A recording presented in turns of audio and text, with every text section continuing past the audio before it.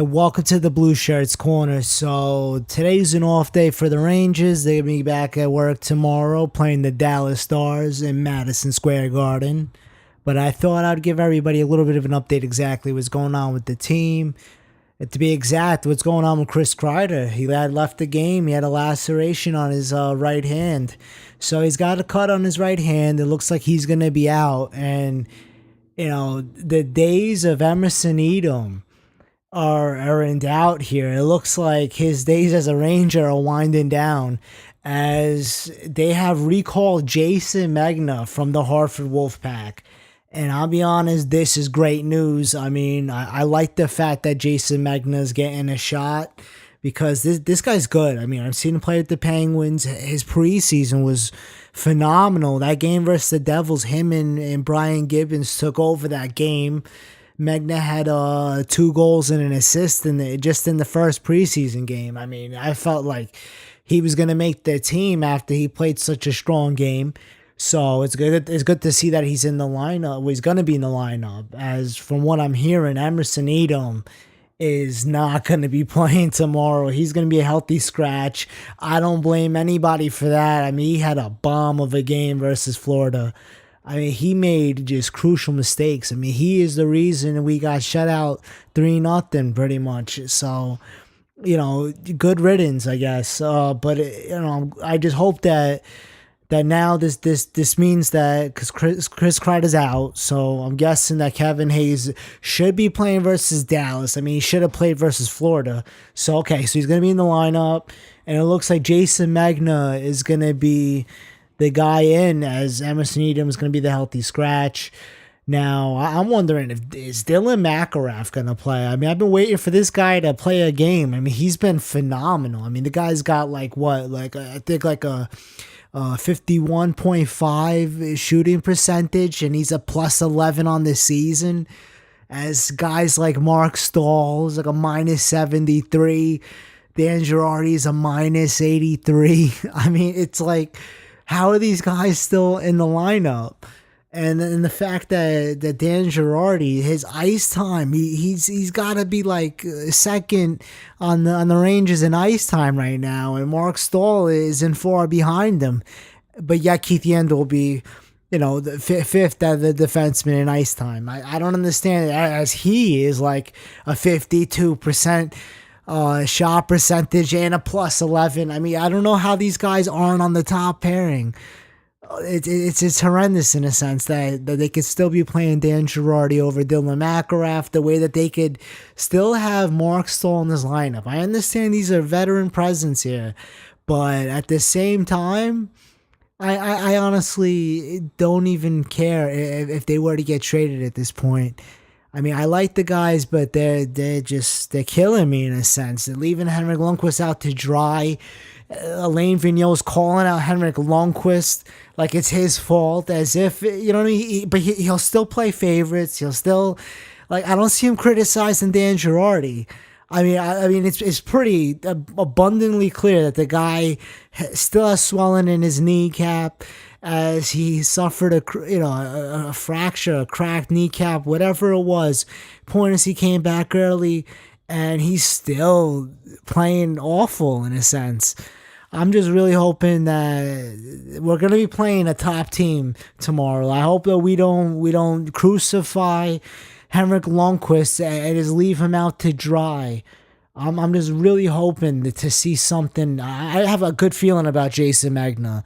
I mean, this guy, after seeing him in the preseason, I'm surprised he didn't make the starting lineup over Emerson Edom.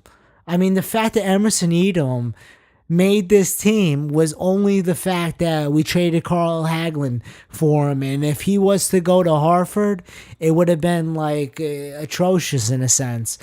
But I felt like this guy should have started in Hartford. Maybe, the Hartford Wolfpack could use a guy like Emerson Edom. Don't get me wrong. I'm not saying the guy's a bad player. I'm saying that he needs time to develop. I mean, they try to put this guy in a spot to fill Martin St. Louis' shoes in a sense. It just wasn't going to happen.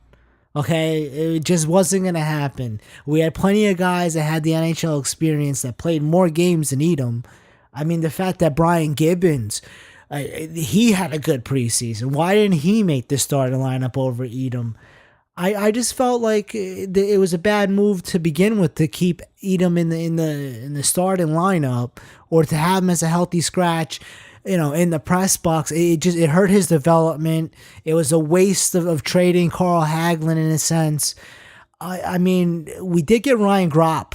I'll be honest, it did help us get Ryan Gropp. I think, I'm not sure if that deal will bump this up to get the 41st overall pick. But speaking of Ryan Gropp, he signed an entry level contract, and this is good news right here. I mean, this is like a future left winger here that I'm really looking forward to seeing soon. And I mean, so he's only 19. And we just drafted this guy in this year's draft, 41st overall. And the fact that he's playing with the Seattle Thunderbirds in the WHL, and it looks like he's at that point per game pace in a sense. As he has 18 goals and 14 assists in 32 games. I mean, obviously, we know why we had signed this guy to an entry-level contract. We had to lock him down in a sense.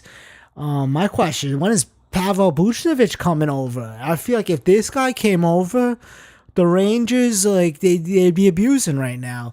Why aren't we trying to get our scouts out to Russia, pick up Pavel Buchnevich, bring him over, have him play?